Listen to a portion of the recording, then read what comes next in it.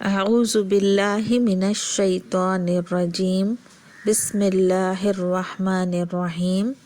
امید ہے کہ آپ کو ہمارے پچھلے 2 سبق سمجھ میں آئے ہوں گے۔ چلیے اب آگے پڑھتے ہیں۔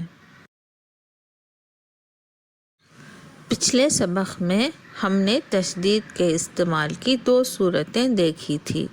یہاں پر تشدید کے استعمال کی ایک اور صورت ہے جب بھی تنوین یا نون ساکن کے بعد حروف الہجا میں سے یا، را، میم، لام، واو اور نون آئے تو وہ حروف مشدد ہوں گے۔ وہ حروف مشدد ادغام کرنے کے لیے ہوں گے۔ ادغام کا مطلب ہے ایک حرف کو دوسرے حرف سے ملا کر پڑھنا۔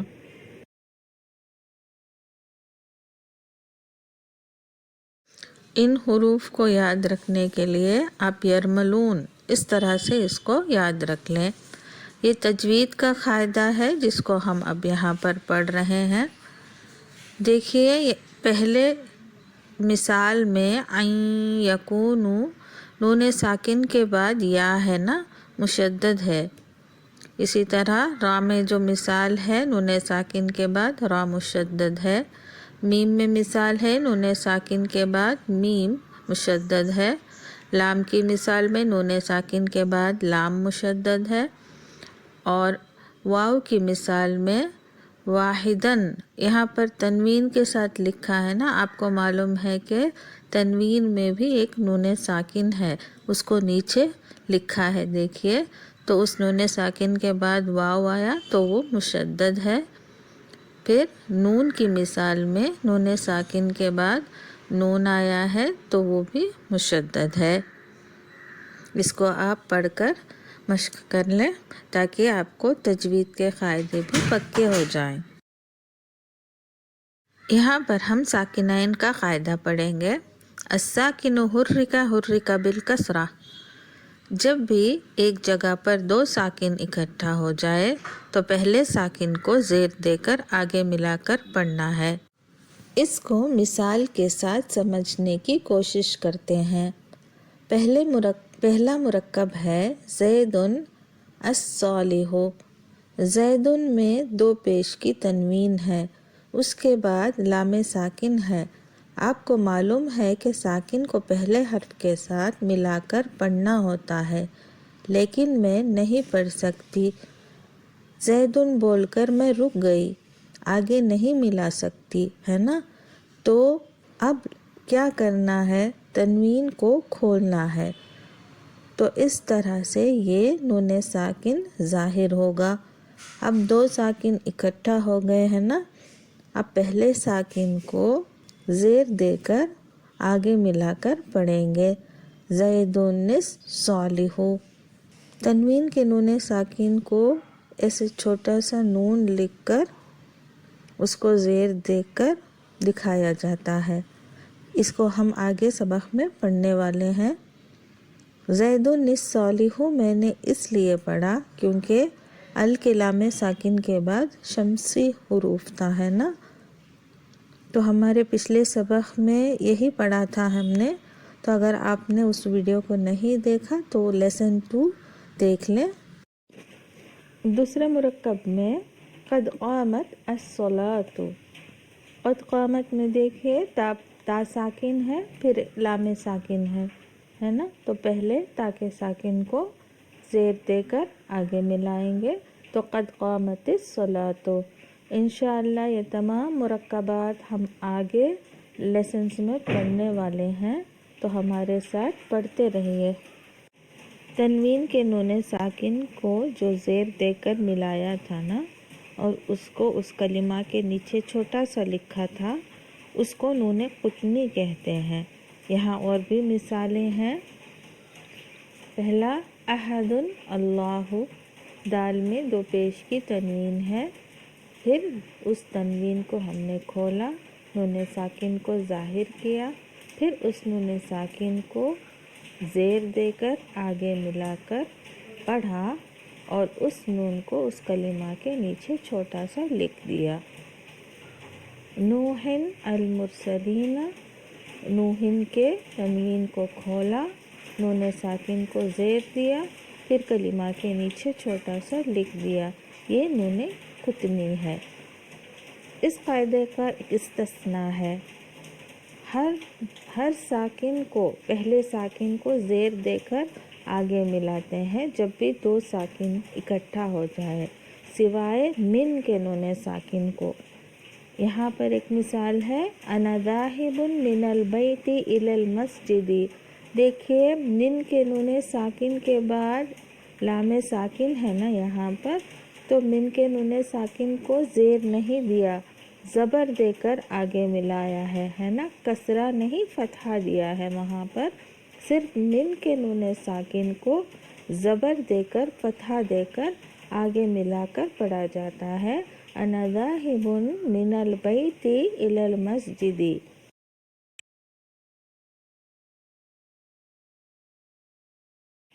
अरबी ज़ुबान में हमज़ा की भी किस्में हैं। हमज़ा की दो किस्म है, एक है हमज़तुल असली, एक है हमज़ा ज़ाइदा। हमज़ा ज़ाइदा में हम हमज़तुल वस्ली पढ़ेंगे और हमज़तुल क़ता पढ़ेंगे। यहाँ पर सिर्फ हम हमज़तुल वस्ली पढ़ेंगे, हमज़तुल क़ता इंशाअल्लाह हम आगे के सबक में पढ़ेंगे। हमज़तुल असली क्या है? हमज़तुल असली कलिमा का वो हमज़ा है जो उसका असल हुरूफ है ना।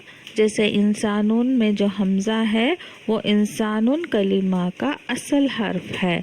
अमरा में जो हमज़ा है वो उसका असल हर्फ है। हमज़तुल वस्ल हमज़ा ज़ायदा में से है। ज़ायदा का मतलब एक्स्ट्रा है ना।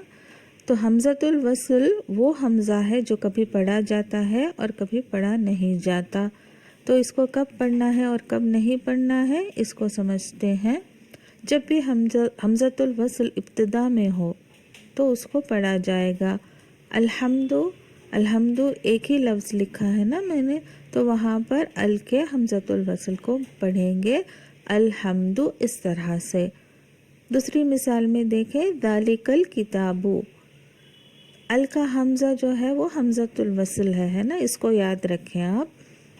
यहाँ पर अल किताबु से पहले दालिका है ना, तो हमज़तुल वस्ल से पहले एक और कलिमा है वहाँ पर। तो जब भी मैं उसको पीछे से पढ़ूँगी दालिकल किताबु, तो उस हमज़ा को मैं नहीं पढ़ूँगी, इसलिए मैंने ज़ालिका अल किताबु नहीं पढ़ा, ज़ालिकल किताबु पढ़ा। दूसरी भी मिसालें हैं यहाँ पर। इब्नुन का हमज़ा भी हमज़तुल वस्ल है। इस्मुन का हमज़ा भी हमज़तुल वस्ल है। बिस्मिल्लाह में हम कैसे पढ़ते हैं? बी और इस्मी है वो, तो वहाँ पर उस इस्म के हमज़तुल वस्ल को छोड़कर पढ़ते हैं ना, क्योंकि उससे पहले एक और कलमा है बी, तो बिस्मिल्लाह पढ़ते हैं, बी इस्मिल्लाह नहीं पढ़ते है ना। तो जब भी आप देखेंगे कि किसी हमज़ा को जब पीछे से पढ़ा जाता है, छोड़ दिया जाता है, तो वो हमज़ा हमज़तुल वस्ल है। सऊदिया के मुसहफ़ में आपको उसके ऊपर एक छोटा सा स्वाद लिखा मिलेगा, ये उसकी निशानी है। ठीक है। अल्हम्दुलिल्लाह इन तमाम चीज़ों को समझने के बाद अब हम मज़ीद ग्रामर के टॉपिक्स को पढ़ने की शुरुआत कर रहे हैं। हमने हुरूफ पढ़े और हरकात पढ़े। अब हम ये पढ़ने लगे हैं कि हुरूफ और हरकात को मिलाकर लफ्ज़ बनते हैं। लफ्ज़ की जमा अल्फाज है। जो भी हमारी ज़ुबान बाहर निकालती है ना, जो भी बोलती है, तो वो लफ्ज़ है ना, अल्फाज हैं। एक लफ्ज़ या तो बामाना होगा, यानी माना वाला, मीनिंगफुल, या फिर वो बेमाना होगा, मीनिंगलेस। जैसे मिसाल देखें, हम बोलने के लिए बोलते हैं ना खाना वाना, तो खाना तो बामाना लफ्ज़ है, लेकिन वाना का कोई माने नहीं है ना, बेमाना है वो। चाय वाय, चाय तो माना वाला है, बामाना, वाय बेमाना। तो लफ्ज़ जो है वो या तो बामाना है या बेमाना है। तो हर बामाना लफ्ज़, मीनिंगफुल वर्ड کلمہ ہے، کلمہ، کلمتن۔ تو قرآن میں ہر ایک لفظ کلمہ ہے، بامعنی لفظ ہے، تو ہر ایک لفظ کو قرآن کے ہم کلمہ کہتے ہیں۔ اب ہم کلمہ کے اقسام پڑھیں گے، یعنی پارٹس آف اسپیچ۔ جب بھی ہم کسی زبان کی گرامر کو پڑھتے ہیں تو اس کے پارٹس آف اسپیچ پڑھتے ہیں نا۔ انگلش میں بھی پڑھا تھا ہم نے کہ پارٹس آف اسپیچ 8 ہیں انگلش میں، تو یہاں پر دیکھیں عربی زبان میں پارٹس آف اسپیچ کتنے ہیں۔ کلمہ کی 3 قسم ہے، اسم، فعل اور حرف۔ اسمن، فعلن، حرفن۔ اسم کیا ہے؟ اسم نام ہے، فعل کام ہے، حرف کیا ہے؟ یہ اسم اور فعل کے ساتھ ہم پڑھ لیں گے۔ حرف کو اسم اور فعل کے ساتھ ہی استعمال کیا جاتا ہے، تو اس لیے جب ہم اسم پڑھیں گے تو حرف پڑھیں گے، جب فعل پڑھیں گے تو بھی حرف پڑھیں گے انشاءاللہ۔ ہم تعوذ پڑھتے ہیں نا، وہ بھی کلمہ کی قسم ہے نا۔ پارٹس آف اسپیچ میں جو تھا اسم، فعل اور حرف، اسی میں سے وہ کچھ ہوگا، چوتھا کچھ نہیں ہے، صرف 3 ہے، یا تو وہ اسم ہوگا یا فعل ہوگا یا حرف ہوگا۔ ہر ایک کلمہ یا تو اسم ہوگا یا فعل ہوگا یا حرف ہوگا۔ یہاں پر دیکھیں، اعوذ باللہ من الشیطان الرجیم، اعوذ جو ہے وہ فعل ہے، بی حرف ہے، اللہ اسم ہے، من حرف ہے، الشیطان اسم ہے، الرجیم اسم ہے۔ اسی طرح سے بسم اللہ الرحمن الرحیم، بی حرف ہے، اسم ہے، اللہ اسم ہے، الرحمن اسم ہے، الرحیم اسم ہے۔ اگر آپ نے غور سے دیکھا ہے تو جتنے بھی کلمات ال کے ساتھ لکھے ہیں نا وہ اسم ہے، تو آپ کو یہ معلوم ہو گیا کہ اسم کی علامت ہے کہ اس پر ال ہوگا۔ اسم کی اور بھی علامتیں ہیں، لیکن ال اسم کی بہت بڑی علامت ہے۔ جب بھی آپ کسی کلمہ میں ال دیکھیں تو آپ کو اس کا معنی نہیں معلوم تو بھی آپ بول سکتے ہیں کہ وہ اسم ہے۔ کلمہ کی کون سی قسم میں ہے؟ وہ اسم ہے۔ ہم اور بھی بہت ساری چیزیں پڑھنے والے ہیں انشاءاللہ، تب تک کے لیے شکراً لک علی الوقت، اہذا الدرس صعب لا هذا الدرس سهل۔